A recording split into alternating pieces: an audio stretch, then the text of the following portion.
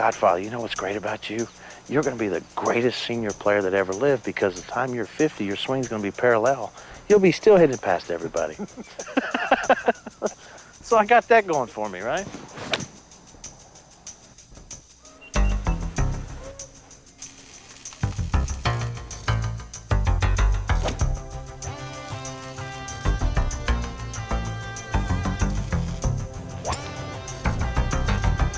Playing lessons from the pros.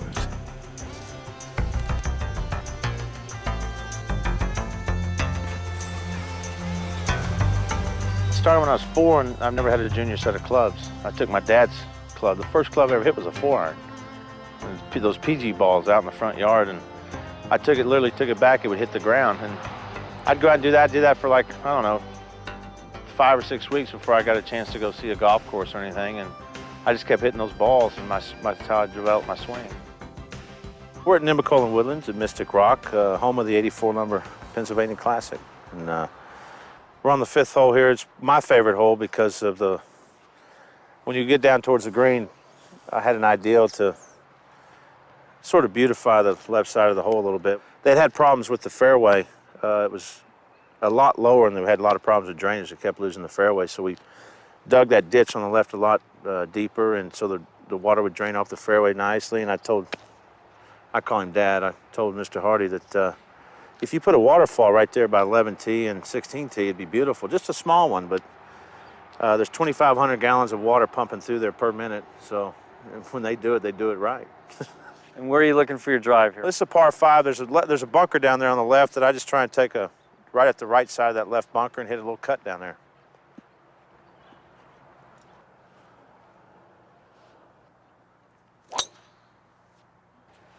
Something like that. Wow, these first swings are beautiful, huh?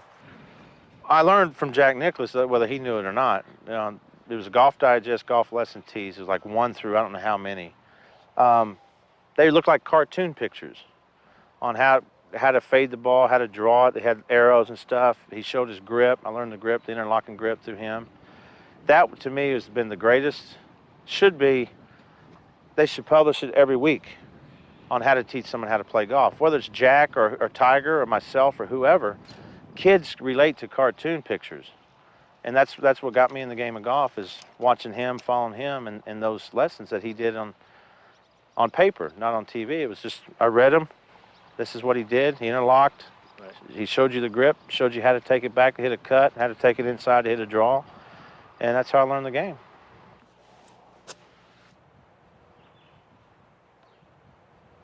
Actually, I'm gonna hit a 7. You know, it's amazing when you play with amateurs a lot, people that hit out of the rough, they grip the club so tight that they think it's gonna help them advance the ball. But what I'm gonna do here is I'm just gonna hit a 7-iron. Since it's coming out of the rough, I should catch somewhat of a flyer.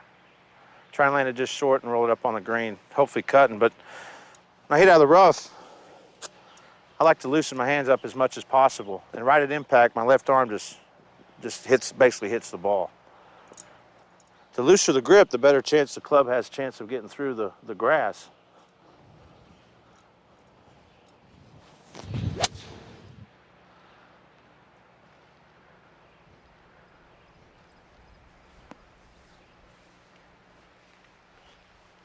Ooh, that take off, huh? New greens. Beautiful. What's about 80 feet? Yeah. All I like to try and do is just make sure I get the line. Of course, the speed. You want to make sure the speed's good. Of course, this is a putt that's, you're not always going to make, unless you're Tiger Woods. But my goal here is to try and get close enough to where I can at least 2-putt and get a good birdie and go on to the next hole with some momentum.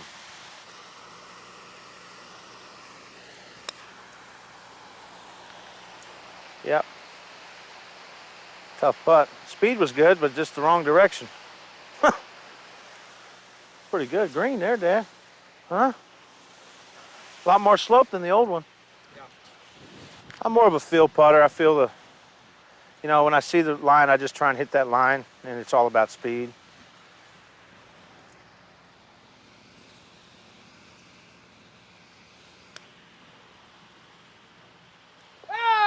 Like that. I get a shot here too. Who's your audience here? Let's meet this man. This is Mr. Hardy. He owns the place. Nice spot, Dad. Thanks, Dad. Yes, sir. Yeah, I hit 2-iron here. It's just got to get something down there. If I hit 3-wood or driver, I think I can knock in that left bunker, and you don't want to go there. It's not pretty. So I'll just hit my little 2-iron down there.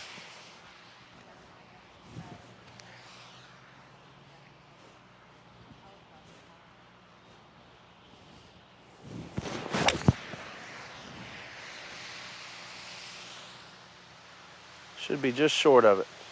Way short of it. Beautiful. 149. Should be a 9-iron. I heard you once say that biggest problem that your pro-am and amateurs have is not enough club. Yeah, I think pretty much 100% of the pros that play on Wednesday with amateurs, they say the same thing. I don't know. I don't know if they're scared of going over a green, but I would rather try and at least get it there to knock, have a chance getting it close than never hitting enough club. I'm on Pesci all the time about it. Pesci, he likes to try and hit his irons so far, but he doesn't hit the ball high enough to be able to carry him that far, and I'm on him all the time about it. But Joe never hits enough club. But you know what? I love having him on my side, because if you're betting somebody, his short game's awesome.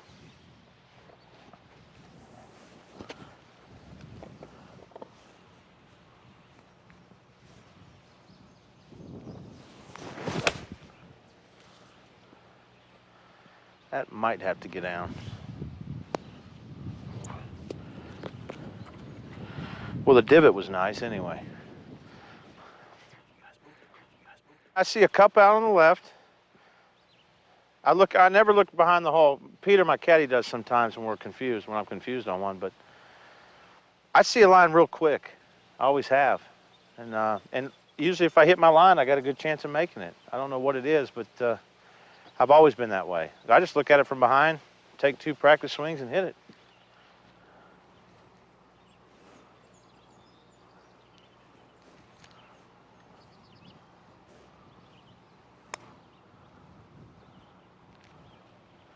If I'd have hit it, it'd have gone in maybe. Oh, shorty got me. Some days better than others? I mean, you say you see the line. Well, bent greens and Bermuda greens, I really feel like I do really well on. I have a very tough time on Poana. A very tough time. Shorty putt, same thing. Quicker the better? Yeah. Well, it's like Lee Trevino said, one time. He said, "It's the way he putted fast." You don't have anything to worry about. The pressure's gone. The longer you sit over a putt and worry about it, I got to make this. This could be 100,000, or you got your amateurs playing $1 a game and they're over it for a long time. All they're doing is thinking about how they can miss it. Right. So I like the thought of how I'm going to make it than sit there and say how I'm going to miss it.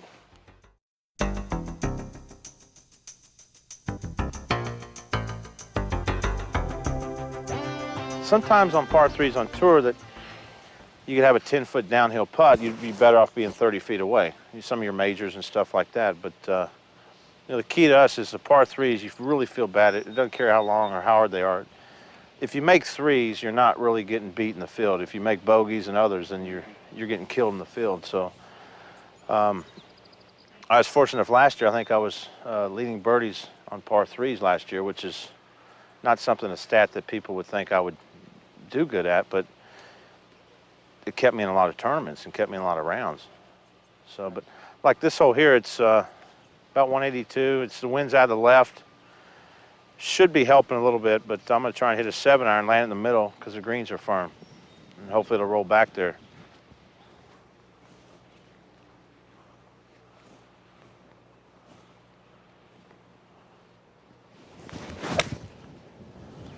If the wind takes it. Didn't touch it. Oh. Huh. It's weird. But I'm not going to get upset over that because I hit the shot the way I wanted to hit it, you know? Right. Well, I got a downhill chip pretty much. It's uphill, downhill. It's a pretty tough chip, but I use my L wedge and try and flop it. I never really go over a wedge. Every now and then a 9-iron if it's a real long chip, but since we're practicing, this is that shot I was telling you about. I like to practice and just sit here with one hand and just kind of flop it up like that. And what's great about that is when you hit a shot one-handed and you hit it like that, it's so crisp, you know you're doing everything right. Every time before I tee off in a tournament, I take my 52 and hit about 10 or 20 balls with my left hand only. And what that does for me is all my swings, you know, I always want to finish here inside 160 yards. I always want to finish the iron shot here because I've hit nothing but 3/4 shots now. And a lot of my long irons, I do the same thing unless I really go at it. But that has made me, that's what's improved my whole game, is just hitting one-handed shots. Sometimes a lot of people don't, when they put two hands on the club and they're hitting it, you know, left, right, dribbling or whatever, they don't really have a clue. They have a clue, but they don't know which hand may be affecting their swing. So if you get a right-handed golfer, so the left-hander would be more like their right hand, you know, going that way. But if you can practice this shot and hit it like that, solid and crisp every time, there's something in your backswing that you're doing right. You're doing everything right. And 90% of amateurs that hit bad shots, it's their backswing.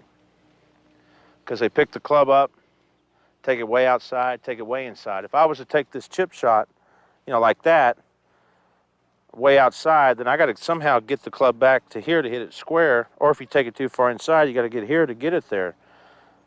But what's happened with my left arm is it's just, everything is just so square throughout the whole chip. You know, I can go 70 yards is about the furthest I can hit one left-handed. But when I hit it on line and hit it solid, I'm doing everything right on my takeaway. So when I go to hitting long irons and stuff, I feel like I'm chipping.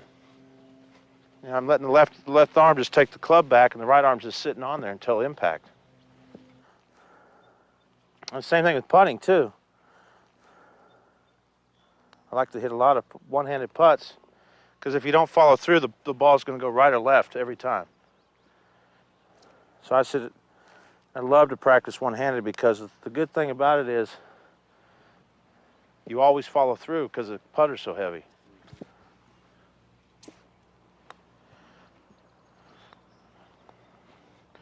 And that's pretty much a key thing is making sure you follow through every time you hit a putt.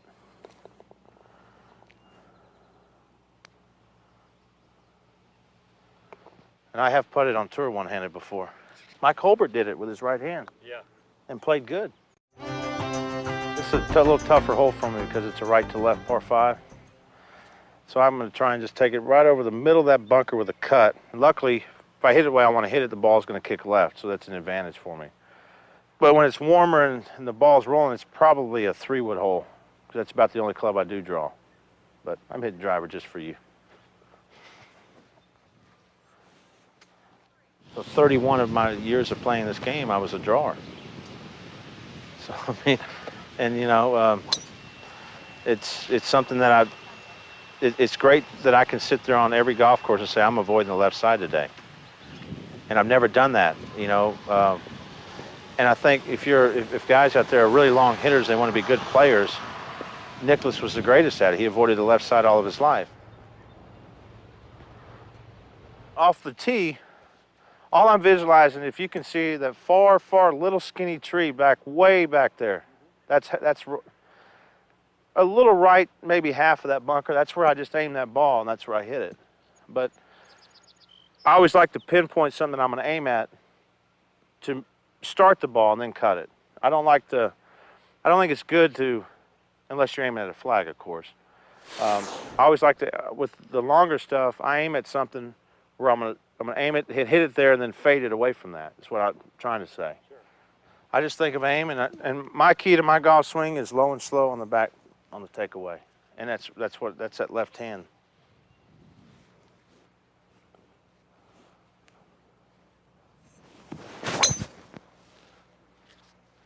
I don't restrict anything. You know, a lot of guys that If I try and take the club back to parallel, there's tension on my back so bad it's a joke. But when I let it go, there's no tension, so I won't have any back problems. My godson, John Michael Sassini in Memphis, he came up to me right in front of his dad, Johnson. He goes, "Godfather, you know what's great about you? You're going to be the greatest senior player that ever lived, because the time you're 50, your swing's going to be parallel. You'll be still hitting past everybody." So I got that going for me, right? I'm going to try and hit this ball. See the rough line? Yeah. I'm trying to hit it right there with somewhat of a little draw on it. This green feeds right to left.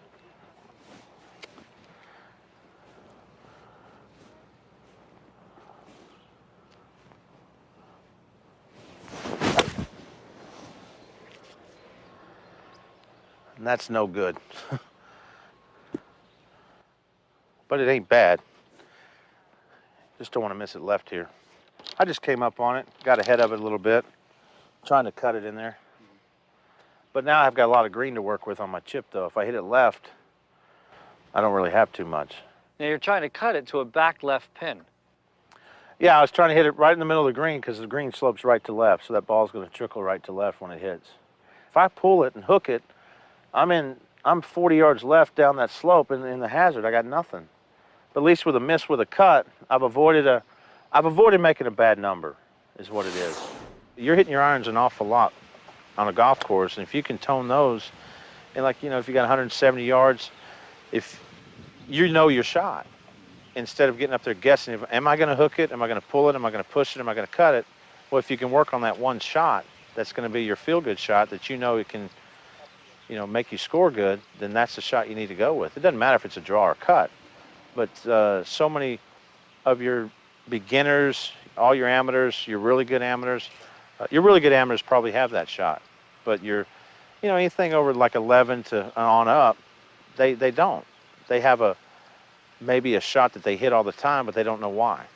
And that's the thing the teacher's got to do something with, you know. But that's the thing about, it's made me realize that, hey, I've got a cut now. That's what I want to hit. Let's avoid the left side, and my scores have been a lot better. I got here about 25 feet of green to work with. The thing I want to do is make sure I don't leave it short. So I want to try and fly this ball at worst 5 feet on the green. You know, I'll take my punishment if it goes just a little long, but at least I can still salvage par. Basically, it's the same shot I just hit on the last toe, a little chip, but it's going to be a little harder flop shot. And in the rough, I'm going to loosen my hands, almost play like a bunker shot. Loose hands, and make sure on this shot, you got to make sure the club gets through the ball.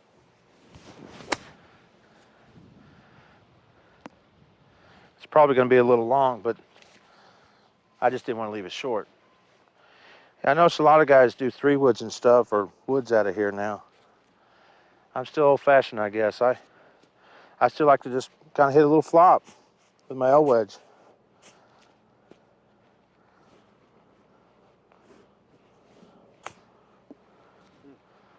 It's like you just got to make sure you follow through. I mean, that's the main thing.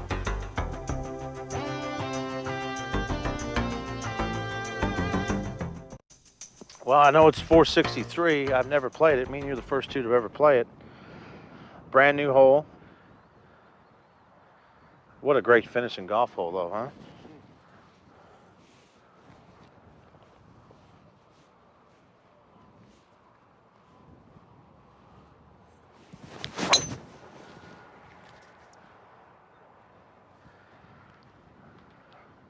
Well, at least I hit my line. I don't know where it's going to end up, but I've always been open, especially now I hit a cut. But I was even open when I hit a draw. The key to being open is, the good thing about it is, you always can get your hips through the ball. If you're closed and you're trying to hit a shot, you end up being like that, where your hips don't rotate and get through the ball. Yeah. But like I'm trying to hit that bird, that's where I want to start the ball at, but my feet are probably pointing at these trees. Yeah. But the club face is pointing probably, hopefully, right at that bird. I always believe wherever you point the club face, not where you point your feet. I got 176. It hit me a nice little 3/4 6-iron. Try to anyway.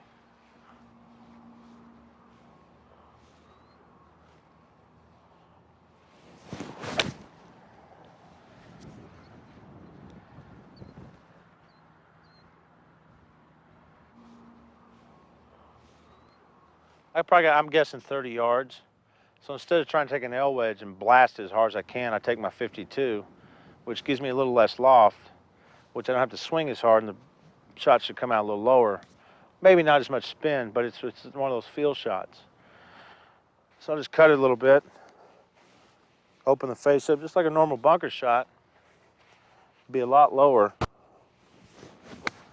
with a lot more control, and it should spin a little bit. But the swing was effortless. Instead of trying to take an L wedge and just hit it as hard as you can never control the distance. I think it goes right. Learning something. Since we're the first two that's played it. Uh-oh. Got a tough putt here.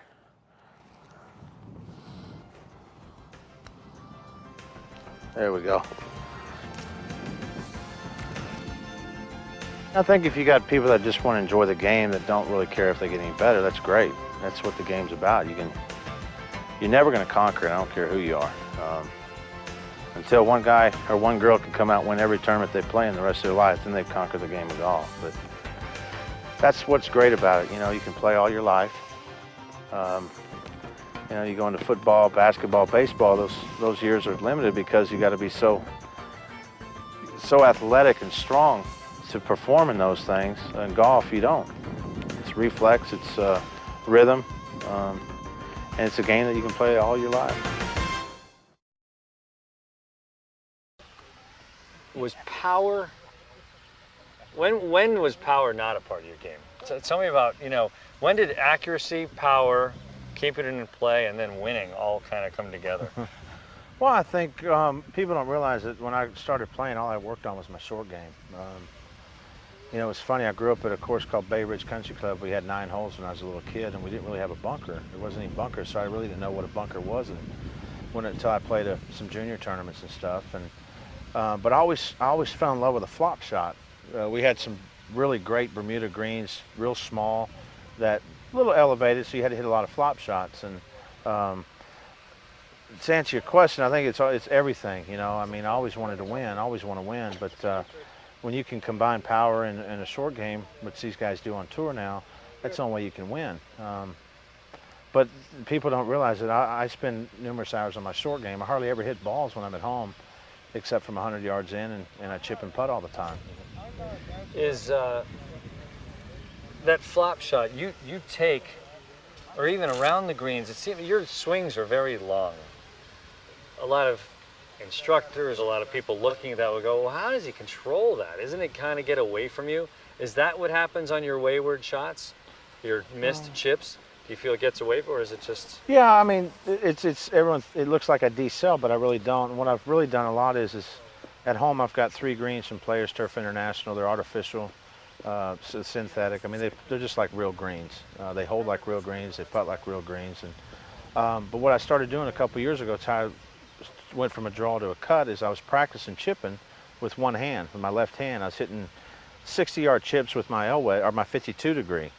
And I was just goofing off, and you know, I was kind of sweating, and it was hot, and I said, well, I'm gonna hit some one-handed and just try it. And these chips were cutting. And I hit it to my right front pin. It was about 5 on, and I was knocking, hit 10 balls in a row, and I made one, and it was like, hey, this is something cool. Maybe I should start hitting a cut and start practicing this way. So every time before I tee off in a tournament, I take my 52 and hit about 10 or 20 balls with my left hand only. And what that does for me is all my swings, you know, I always want to finish here inside 160 yards. I always want to finish the iron shot here because I've hit nothing but 3/4 shots now. And a lot of my long irons, I do the same thing unless I really go at it. But that has made me, that's what's improved my whole game, is just hitting one-handed shots.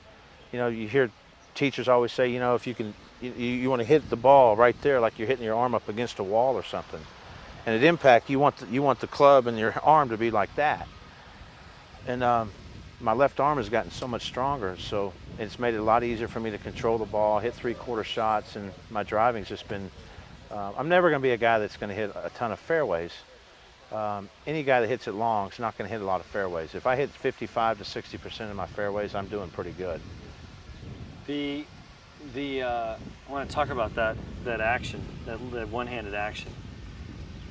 That allowed you to cut it. So crooked stick, you were drawing it, and take me in from there. I mean, I've drawn the ball ever since I was 4 years old. I'm 38 years old. I've been playing the game for 34 years.